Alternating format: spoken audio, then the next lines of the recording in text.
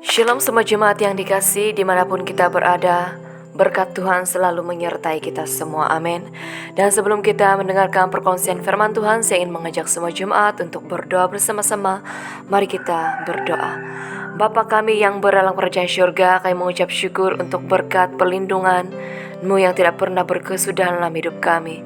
Sehingga pada hari Tuhan kami dapat memperingati bagaimana Yesus berkorban, menderita, dan memberikan kami satu kekuatan yang baru.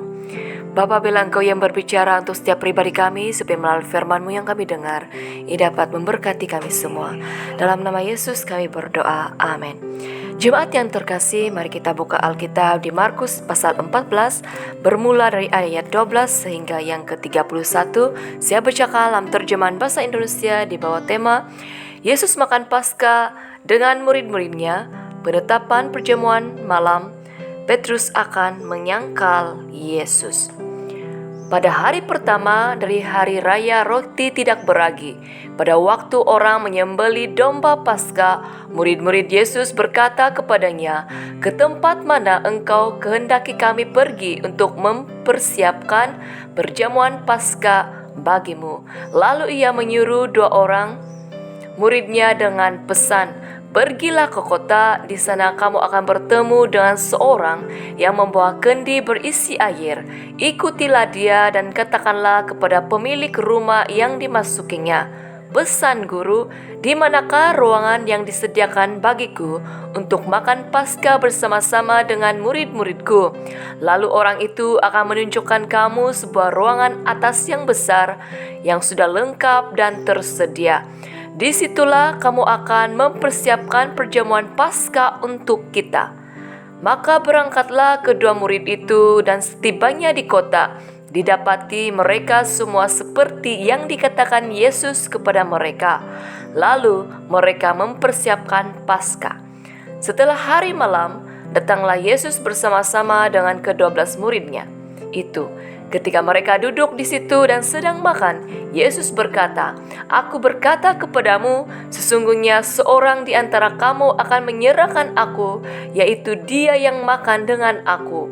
Maka sedihlah hati mereka, dan seorang demi seorang berkata kepadanya, "Bukan aku ya Tuhan." Ia menjawab, "Orang itu ialah salah seorang dari kamu yang ke-12 ini.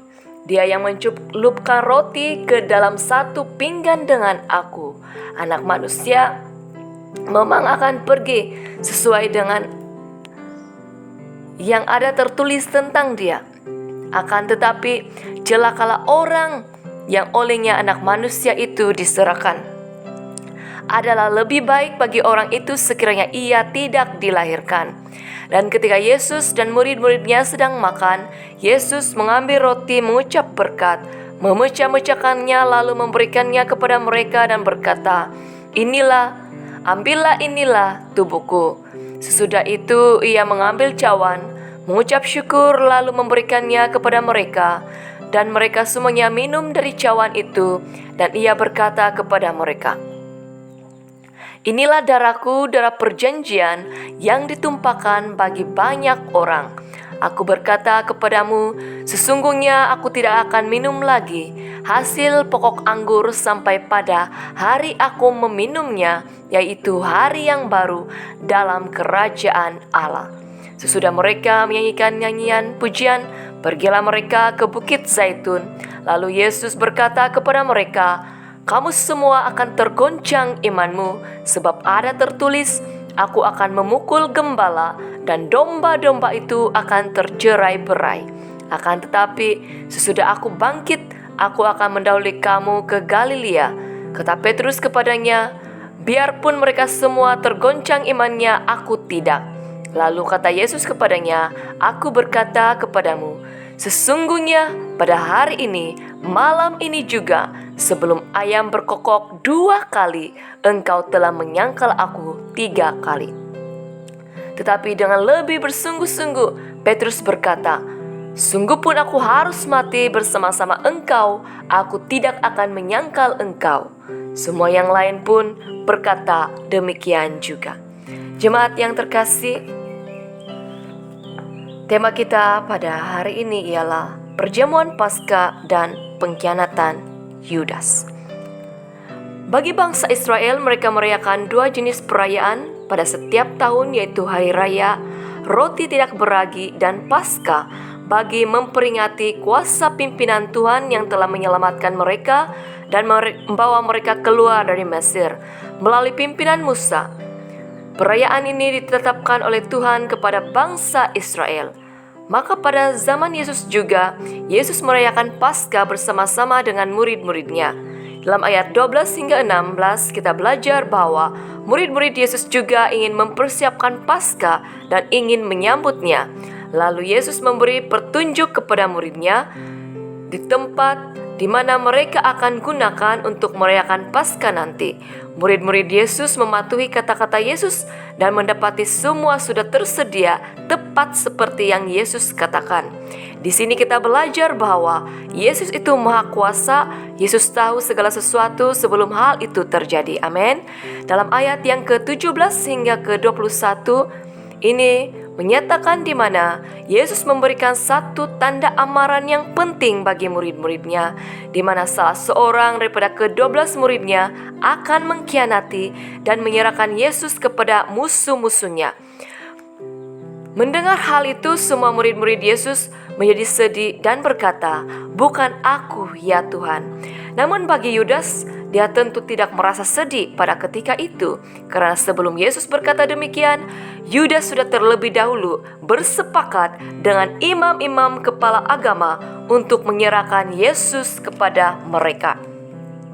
Yudas sudah membuka ruang hatinya untuk dipakai oleh kuasa kegelapan. Yudas dikaburi oleh uang sehingga hatinya ditutup dengan hal-hal yang tidak benar. Walaupun mungkin bukan Yudas yang menyerahkan Yesus, tapi Yesus akan tetap mengalami penderitaan dan kematian karena hal itu sudah dinubuatkan sebelum Yesus lahir ke dunia. Namun sangat mendukacitakan bagi Yesus sekiranya muridnya sendiri yang menyerahkan dia. Yudas tidak merasa sedih, kecewa, rasa bersalah, dan sebagainya ketika mendengar Yesus berkata tentang hal pengkhianatan. Ini menunjukkan bahwa Yudas penuh dengan kepura-puraan ataupun kemunafikan.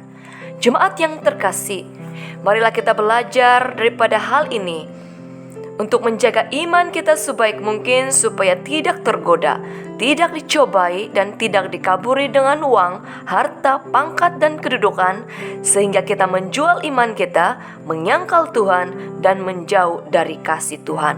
Di dalam ayat 22 sehingga 24, di sini menjelaskan di mana Yesus memecahkan tradisi orang Israel, di mana Yesus mengadakan perjamuan kudus. Yesus mengaitkan roti itu seperti tubuhnya sendiri dan air anggur seperti darahnya sendiri. Apabila diambil perjamuan kudus, itu akan memberikan kita peringatan tentang penderitaan dan kematian Tuhan Yesus bagi penyelamatan kita. Amin. Janji iman dilafazkan ketika perjamuan kudus diadakan. Ini bagi memberi keyakinan dan kekuatan kepada kita untuk tetap hidup dalam pengabdian kepada Yesus. Dalam ayat 26 sehingga 31, selepas perjamuan kudus, Yesus dan murid-muridnya menyanyikan lagu pujian, lalu mereka pergi ke Bukit Zaitun untuk mengasingkan diri dan mengambil waktu bertenang serta beristirahat daripada orang ramai. Di atas Bukit Zaitun, sekali lagi Yesus memberikan amaran dan peringatan kepada murid-muridnya bahwa iman mereka akan tergoncang apabila penganiayaan dan kesusahan terjadi. Yesus memberikan peringatan tentang penderitaan, kematian, dan kebangkitannya. Lalu dengan penuh keyakinan Petrus berkata, "Biarpun mereka semua tergoncang imannya, aku tidak." Tetapi Yesus memberikan peringatan kepada Petrus bahwa Petrus akan menyangkalnya 3 kali sebelum ayam berkokok 2 kali. Di sini kita belajar bahwa kita harus selalu memperhatikan tahap iman kita di hadapan Tuhan. Apakah iman kita tetap kuat ketika pergumulan, kesusahan, penderitaan, dan halangan datang menerpa hidup kita? Jawaban alam hati kita masing-masing. Jemaat yang terkasih, apabila kita hidup patuh kepada perintah Tuhan, maka kita akan melihat berkat penyertaan Tuhan terjadi. Janganlah kita menjual iman kita hanya karena uang, pangkat, kedudukan, dan harta kekayaan, karena itu semua tidak akan memberi kita keselamatan yang kekal. Marilah kita mengambil perjamuan kudus dengan penuh pengertian tentang karya salib Kristus. Marilah selalu memeriksa tahap iman kita di hadapan Tuhan, supaya kita tetap teguh. Tuhan akan memberikan kita iman apabila kita meminta kepadanya. Kita akan dibenarkan di hadapan Tuhan melalui iman kita kepada Yesus Kristus. Amin. Mari kita berdoa.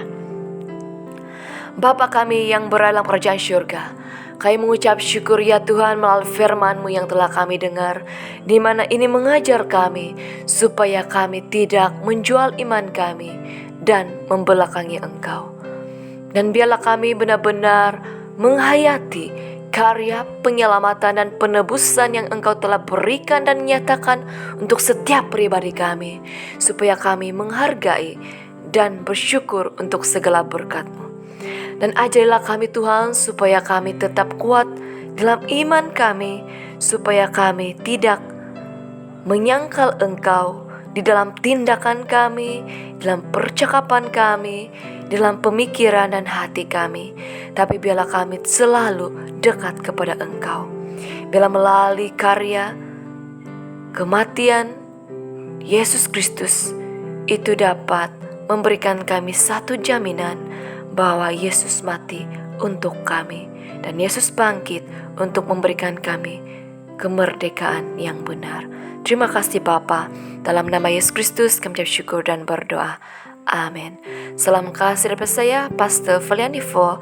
Tuhan menyertai dan memberkati kita semua. Amin.